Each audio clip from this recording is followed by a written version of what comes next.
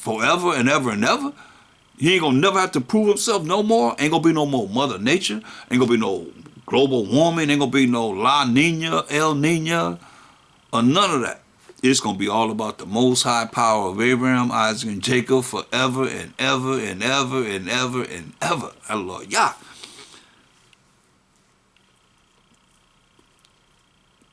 So the Most High bringing darkness on the Egyptians now.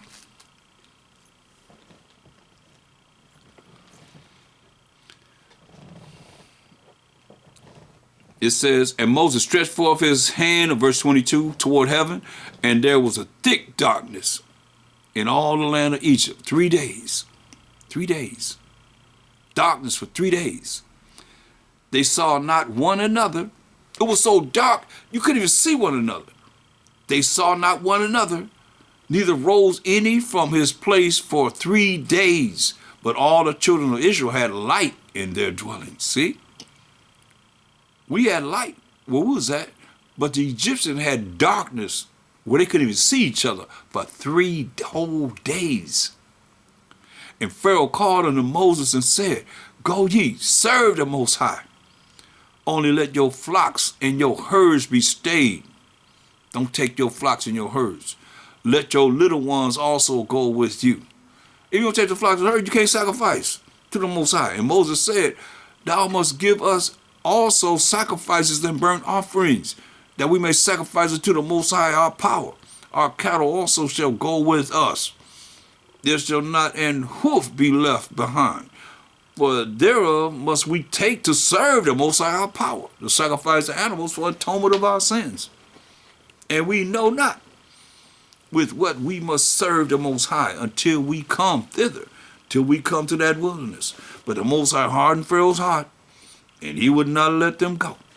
This is all Most High is doing. And Pharaoh said unto him, get thee from me, take heed to thyself, see my face no more. For in that day that thou seest my face, thou shalt die. You come in here again to see my face, you're going to die. Septic going to go down. That means kill him. And Moses said, thou hast spoken well. I will see thy face again no more. Chapter 11. And the Most High said unto Moses, yet will I bring one plague more upon Pharaoh. Because he said, hey, don't come and see my face no more. You come in front of my face, I'm going to kill you. Most High love Moses. And the Most High said unto Moses, okay, he's saying that, huh? Okay, yet will I bring one plague more upon Pharaoh and upon Egypt. Afterward, he will let you go hence. When he shall let you go, he shall surely thrust you out, hence altogether. So he's going to get rid of y'all altogether. Speak now in the ears of the people, and let every man borrow of his neighbor, and every woman of her neighbor, jewels of silver and jewels of gold. So they're going to get these riches. And the Most High gave the people favor in the sight of the Egyptians. Moreover, the man Moses was very great in the land of Egypt, in the sight of Pharaoh's servants, and in the sight of the people. They done went through all these plagues, and knowing Moses going in there telling them, hey, let the children of Israel go, or it's going to happen. And those things were happening only to the Egyptians. You have to know that it wasn't happening to us. And Moses, the children of Israel, and Moses said, thus say the Most High, about midnight will I go out into the midst of Egypt, and all the firstborn in the land of Egypt shall die. And the Most High said, thus said the Most High, about midnight will I go out into the midst of Egypt, and all the firstborn in the land of Egypt shall die. From the firstborn of Pharaoh that sitteth upon his throne, even unto the firstborn of the maidens that is behind the mill, and all the firstborn of beasts. See, I'm killing every firstborn, male, female, and every firstborn beast. And there shall be a great cry throughout all the land of Egypt, such as there was none like it, nor shall be like it any more. But against any of the children of Israel shall not a dog move his tongue, against man or beast, that ye may know how that the Most High power of Abraham, Isaac, and Jacob being the forefather of the 12 tribes of Israel, does put a difference between the Egyptians and Israel.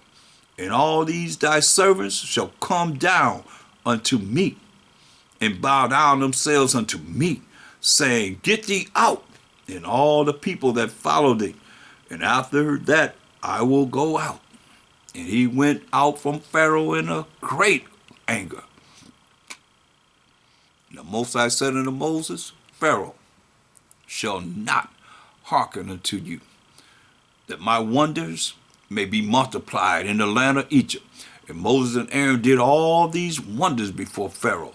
And the Most High hardened Pharaoh's heart, so that he would not let the children of Israel go out of his land.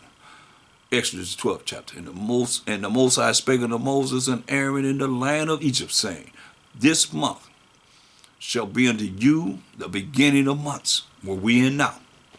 It shall be the first month of the year to you. Not no 1/1, 2023. Dead in the winter. This is the springtime.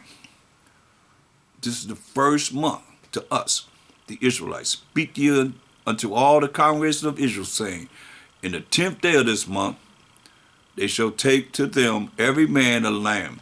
So I'm going to stop right here. We're going to go over this tomorrow, more of this tomorrow, pertaining to going into the Passover, Pesach. And with that, I hope that was edifying. Go over this, I pretty much read the whole plagues that the Most High put on the Egyptians.